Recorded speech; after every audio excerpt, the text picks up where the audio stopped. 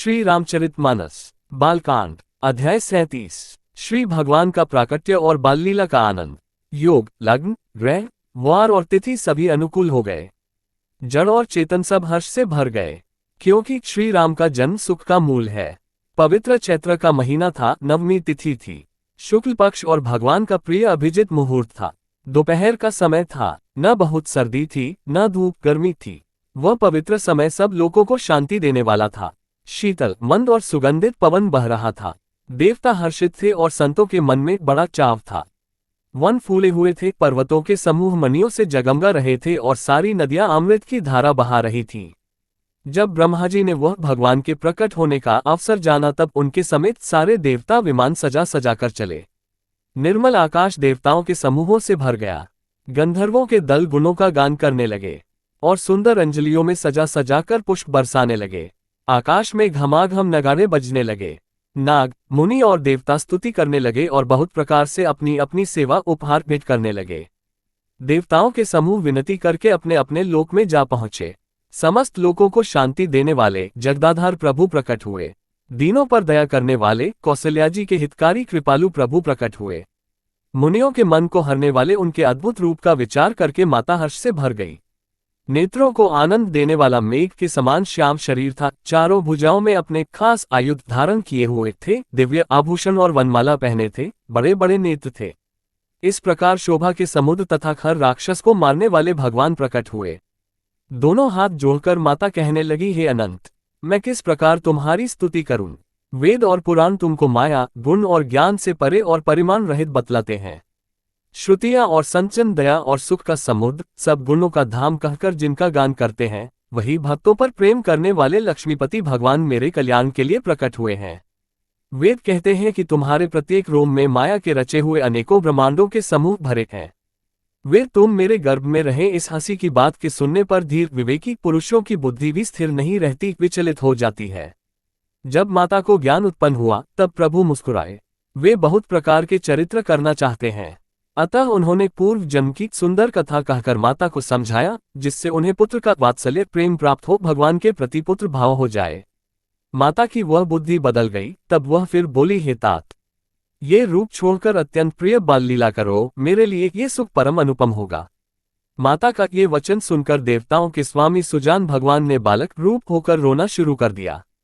तुलसीदास जी कहते हैं, जो इस चरित्र का गान करते हैं वे श्री हरि का पद पाते हैं और फिर संसार रूपी कूप में नहीं गिरते। ब्राह्मण, गोप, देवता और संतों के लिए भगवान ने मनुष्य का अवतार लिया। वे अज्ञानमयी मलिना माया और उसके गुण सत, रज, तम और बाहरी तथा भीतरी इंद्रियों से परे हैं। उनका दिव्य शरीर अपनी इच्छा से ही बना है, किसी कर्म बंधन से परवश होकर त्रिगुणात्मक भौतिक पदार्थों के द्वारा नहीं। बच्चे के रोने की बहुत ही प्यारी ध्वनि सुनकर सब रानियां उतावली होकर दौड़ी चली आईं। दासियां हर्षित होकर जहां तहां दौड़ी। सारे पुरवासी आनंद में मग्न हो गए। राजा दशरथ जी पुत्र का जन्म कानों से सुनकर मानो ब्रह्मानंद में समा गए। मन में अतिशय प्रेम है, शरीर पुलकित हो गया। आनंद में अधीर हुई बुद्धि को धीरज देकर और प्रेम में शिथिल हुए शरीर को संभालकर वे उठना चाहते हैं। जिनका नाम सुनने से ही कल्याण होता है, वही प्रभु मेरे घर आए हैं। ये सोचकर राजा का मन परम आनंद से पूर्ण हो गया। उन्होंने बाजे वालों को बुलाकर कहा कि बाजा बजाओ। गुरु वशिष्ठ जी के पास बुलावा गया। वे ब्राह्मणों को साथ लिए राजद्वार पर आए। उन्होंने जाकर अनुपम बालक को देखा, जो रूप की राशि है और जिसके गुण कहने से समाप्त नहीं होते। फिर राजा ने नांदीमुख श्राद्ध करके सब जातकर्म संस्कार आदि किए और ब्राह्मणों को सोना, गो, वस्त्र और मणियों का दान दिया। ध्वजा, पताका और तोरणों से नगर छा गया। जिस प्रकार से वह सजाया गया, उसका तो वर्णन ही नहीं हो सकता। आकाश से फूलों की वर्षा हो रही है। सब लोग ब्रह्मानंद में मग्न हैं। स्त्रियां झुंड की झुंड मिलकर चली। स्वाभाविक श्रृंगार किए ही वे उठ दौड़ी। सोने का कलश लेकर और थालों में मंगल द्रव्य भरकर गाती हुई राजद्वार में प्रवेश करती हैं। वे आरती करके निछावर करती हैं और बार बार बच्चे के चरणों पर गिरती हैं। मागध, सूत, वंदीजन और गवैये रघुकुल के स्वामी के पवित्र गुणों का गान करते हैं। राजा ने सब किसी को भरपूर दान दिया। जिसने पाया उसने भी नहीं रखा, लुटा दिया। नगर की सभी गलियों के बीच बीच में कस्तूरी, चंदन और केसर की कीच मच गई। घर घर मंगलमय बधावा बजने लगा, क्योंकि शोभा के मूल भगवान प्रकट हुए हैं। नगर के स्त्री पुरुषों के झुंड जहां तहां आनंद मग्न हो रहे हैं। कैकेयी और सुमित्रा इन दोनों ने भी सुंदर पुत्रों को जन्म दिया। उस सुख, संपत्ति, समय और समाज का वर्णन सरस्वती और सर्पों के राजा शेषजी भी नहीं कर सकते। अवधपुरी इस प्रकार सुशोभित हो रही है, मानो रात्रि प्रभु से मिलने आई हो और सूर्य को देखकर मानो मन में से कुछ आ गई हो, परंतु फिर भी मन में विचार कर वह मानो संध्या बनकर रह गई हो। अगर कि धूप का बहुत सा धुआं मानो संध्या का अंधकार है और जो अबीर उड़ रहा है वह उसकी ललाई है। महलों में जो मणियों के समूह हैं वे मानो तारागण हैं। राजमहल का जो कलश है वही मानो श्रेष्ठ चंद्रमा है। राजभवन में जो अति कोमल वाणी से वेदध्वनि हो रही है वही मानो समय से समयानुकूल सनी हुई पक्षियों की चहचहाहट है। ये कौतुक देखकर सूर्य भी अपनी चाल भूल गए। 1 महीना उन्होंने जाता हुआ न जाना, अर्थात उन्हें 1 महीना वहीं बीत गया। महीने भर का दिन हो गया। इस रहस्य को कोई नहीं जानता। सूर्य अपने रथ सहित वहीं रुक गए, फिर रात किस तरह होती ये रहस्य किसी ने नहीं जाना। सूर्यदेव भगवान श्री राम जी का गुणगान करते हुए चले। यह महोत्सव देखकर देवता, मुनि और नाग अपने भाग्य की सराहना करते हुए अपने अपने घर चले। हे पार्वती, तुम्हारी बुद्धि श्री राम जी के चरणों में बहुत दृढ़ है, इसलिए मैं और भी अपनी एक चोरी छिपाव की बात कहता हूँ, सुनो। काकभूषुंडी और मैं दोनों वहां साथ साथ थे, परंतु मनुष्य रूप में होने के कारण हमें कोई जान न सका। परम आनंद और प्रेम के सुख में फूले हुए हम दोनों मगन मन से मस्त हुए गलियों में तन मन की सुधि भूले हुए फिरते थे, परंतु ये शुभ चरित्र वही जान सकता है जिस पर श्री राम जी की कृपा हो। उस अवसर पर जो जिस प्रकार आया और जिसके मन को जो अच्छा लगा, राजा ने उसे वही दिया। हाथी, रथ, घोड़े, सोना, गाय, हीरे और भांति भांति के वस्त्र राजा ने दिए। राजा ने सबके मन को संतुष्ट किया। इसी से सब लोग जहां तहां आशीर्वाद दे रहे थे कि तुलसीदास के स्वामी सब पुत्र चारों राजकुमार चिरजीवी दीर्घायु हों। इस प्रकार कुछ दिन बीत गए। दिन और रात जाते हुए जान नहीं पड़ते। तब नामकरण संस्कार का समय जानकर राजा ने ज्ञानी मुनि श्री वशिष्ठ जी को बुला भेजा। मुनि की पूजा करके राजा ने कहा, हे मुनि, आपने मन में जो विचार रखे हो वे नाम रखिए। मुनि ने कहा, हे राजन, इनके अनुपम नाम हैं, फिर भी मैं अपनी बुद्धि के अनुसार कहूंगा। ये जो आनंद के समुद्र और सुख की राशि हैं, जिस आनंद सिंधु के एक कण से तीनों लोग सुखी होते हैं, उन आपके सबसे बड़े पुत्र का नाम राम है, जो सुख का भवन और संपूर्ण लोगों को शांति देने वाला है। जो संसार का भरण पोषण करते हैं, उन आपके दूसरे पुत्र का नाम भरत होगा, जिनके स्मरण मात्र से शत्रु का नाश होता है। उनका वेदों में प्रसिद्ध शत्रुघ्न नाम है। जो शुभ लक्षणों के धाम श्री राम जी के प्यारे और सारे जगत के आधार हैं, गुरु वशिष्ठ जी ने उनका लक्ष्मण ऐसा श्रेष्ठ नाम रखा है। गुरु जी ने हृदय में विचार कर ये नाम रखे और कहा, हे राजन, तुम्हारे चारों पुत्र वेद के तत्व साक्षात परात्पर भगवान हैं। जो मुनियों के धन, भक्तों के सर्वस्व और शिव जी के प्राण हैं, उन्होंने इस समय तुम लोगों के प्रेमवश बाल लीला के रस में सुख माना है। बचपन से ही श्री रामचंद्र जी को अपना परम हितैषी स्वामी जानकर लक्ष्मण जी ने उनके चरणों में प्रीति जोड़ ली। भरत और शत्रुघ्न दोनों भाइयों में स्वामी और सेवक की जिस प्रीति की प्रशंसा है, वैसी प्रीति हो गई। श्याम और गौर शरीर वाली दोनों सुंदर जोड़ियों की शोभा को देखकर माताएं तृण तोड़ती हैं, जिसमें दीठ न लग जाए।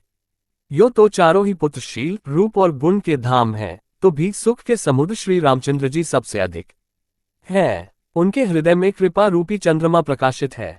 उनकी मन को हरने वाली हंसी उस कृपा रूपी चंद्रमा की किरणों को सूचित करती है।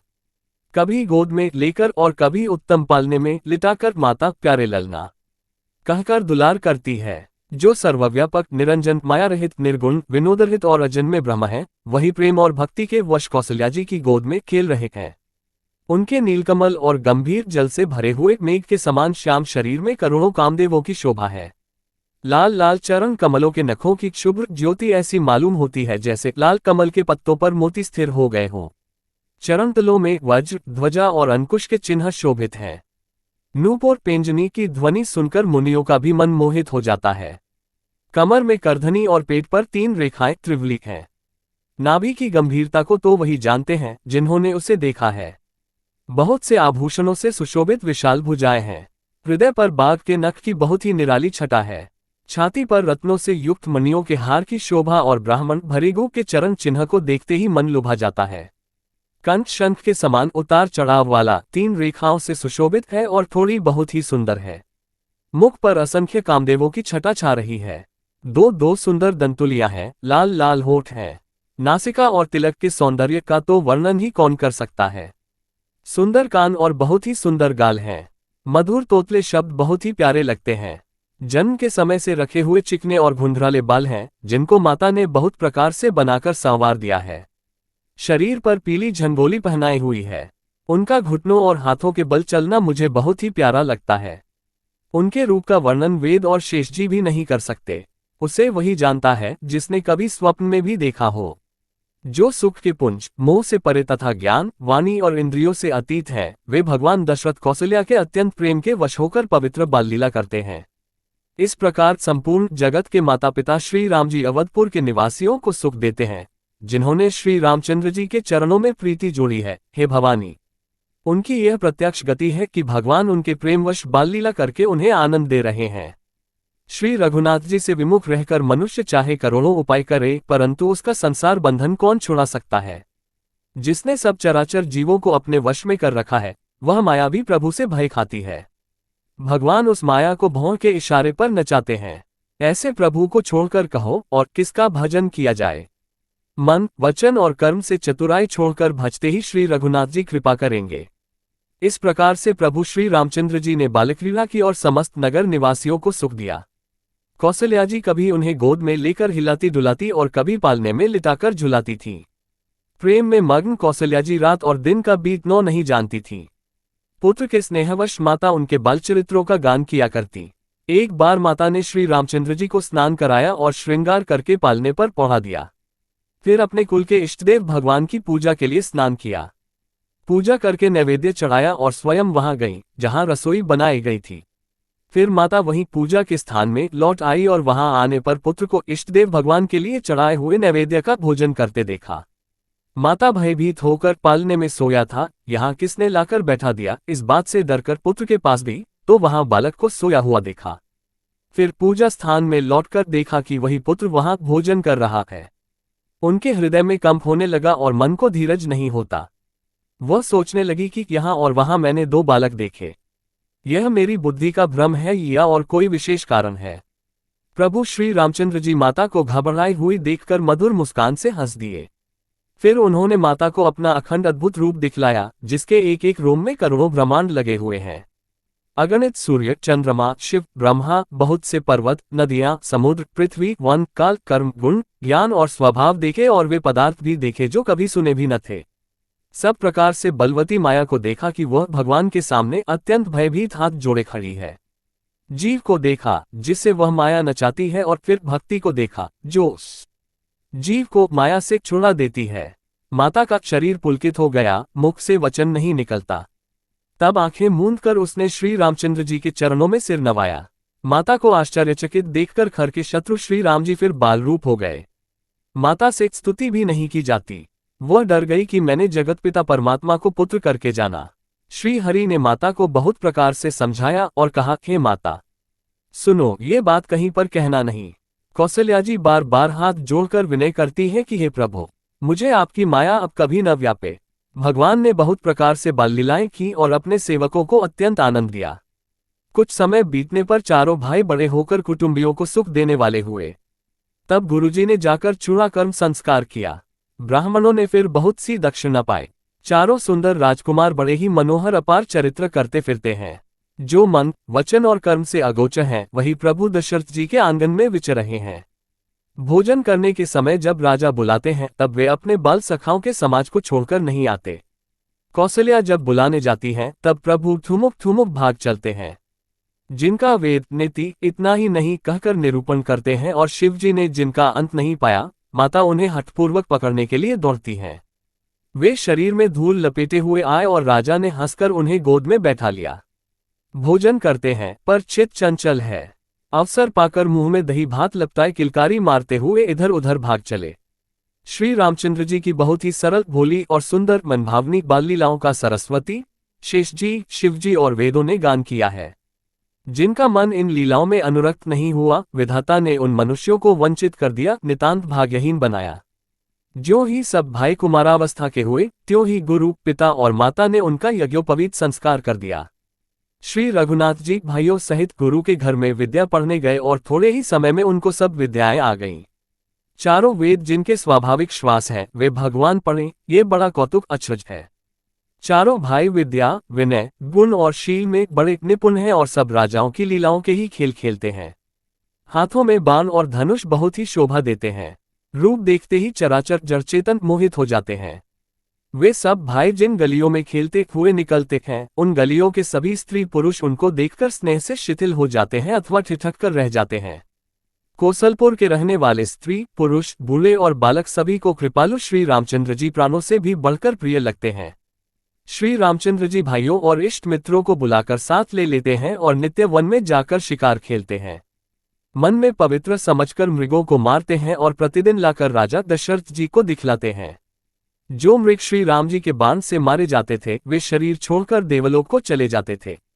श्री रामचंद्र जी अपने छोटे भाइयों और सखाओं के साथ भोजन करते हैं और माता पिता की आज्ञा का पालन करते हैं। जिस प्रकार नगर के लोग सुखी हों, कृपानिधान श्री रामचंद्र जी वही संयोग लीला करते हैं। वे मन लगाकर वेद पुराण सुनते हैं और फिर स्वयं छोटे भाइयों को समझाकर कहते हैं। श्री रघुनाथ जी प्रातःकाल उठकर माता पिता और गुरु को मस्तक नवाते हैं और आज्ञा लेकर नगर का काम करते हैं। उनके चरित्र देख देखकर राजा मन में बड़े हर्षित होते हैं।